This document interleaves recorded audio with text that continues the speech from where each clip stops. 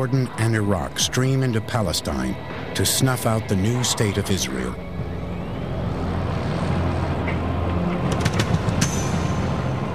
After a year of bloody battles, in which 10,000 people die, the Israelis win a decisive victory.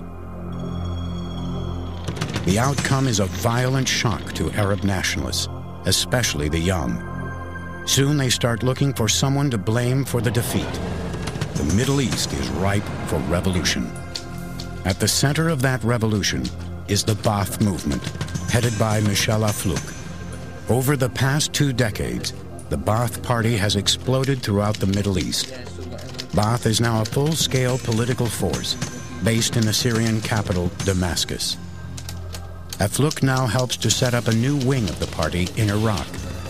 Just when fascism is defeated in Europe, it returns to the Middle East in the guise of the Baath Party. For many young Iraqis, Baathism had quite an appeal, promising a greater future for the Arab world. It seemed to be a unification of the Arab world, getting rid of the boundaries imposed upon it by colonialism. And they liked it, and they read it, and they joined the Baath Party. 2 men strongly attracted to the party and its fascist ideology are Khairallah Talfah and his nephew Saddam Hussein. In the 1950s, Saddam and his uncle moved to Baghdad to be closer to the political action. Talfah makes contact with the Baath Party, and under his uncle's influence, Saddam joins too. So he was tall, handsome, kind of obedient, silent, mostly because he had no education. At that time, he hadn't even completed his secondary school. Saddam wants to join the Iraqi army as his uncle did before him, a tradition among the young men in his home district of Tikrit. But his ambitions are thwarted.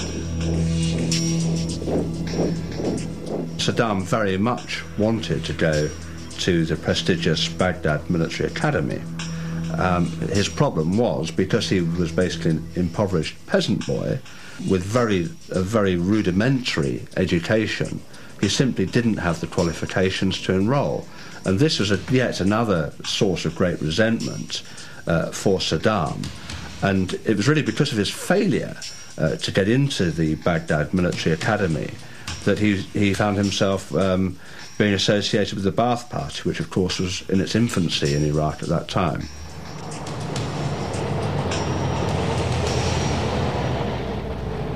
Less than 5 years after the Iraqi branch of the Baath Party is founded, it makes its first grab for power.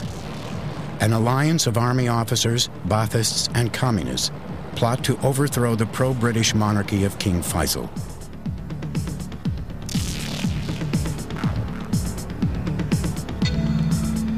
The leader of the plotters is a general in the Iraqi army named Abdul Karim Qasem. In just over a year, in an ironic twist, Qasem himself will be the target of a dramatic assassination attempt by none other than the young Saddam Hussein. Later, as the dictator of Iraq, Saddam will admit that the Qasem affair changed the whole course of his future life.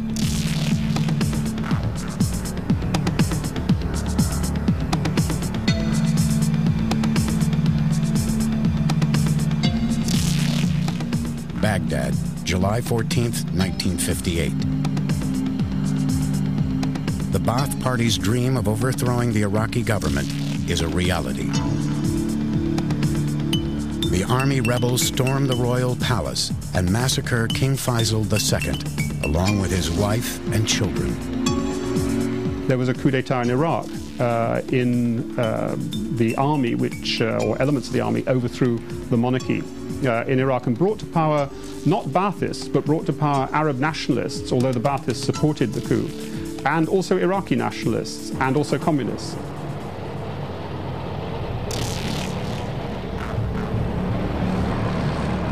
With the end of the pro-British regime, army officers who took part in the ill-fated pro-German rebellion against the British back in 1941 are applauded as Iraqi patriots. Men who had been imprisoned or exiled are now rewarded, especially those who had joined the Baath Party.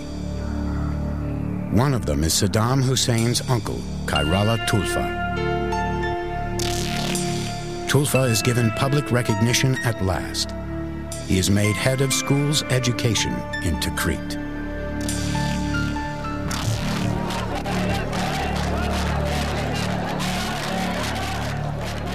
Although members of the Baath party are appointed to the new Iraqi government, the regime is now dominated by the pro-Soviet Iraqi Communist Party, the largest in the Arab world.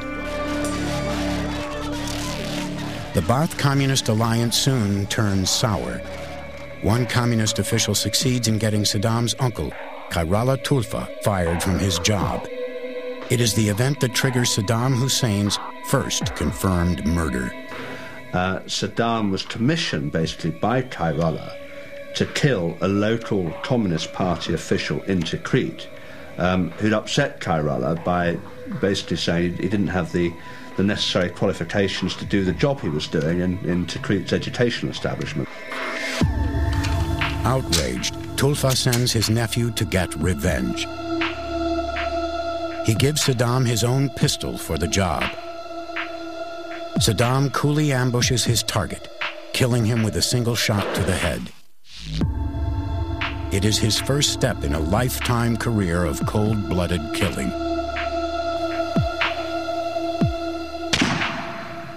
I'm told, by the way, that his murder of the Communist Party official was very efficient. So, at a very early age, he had the hallmark of an executioner.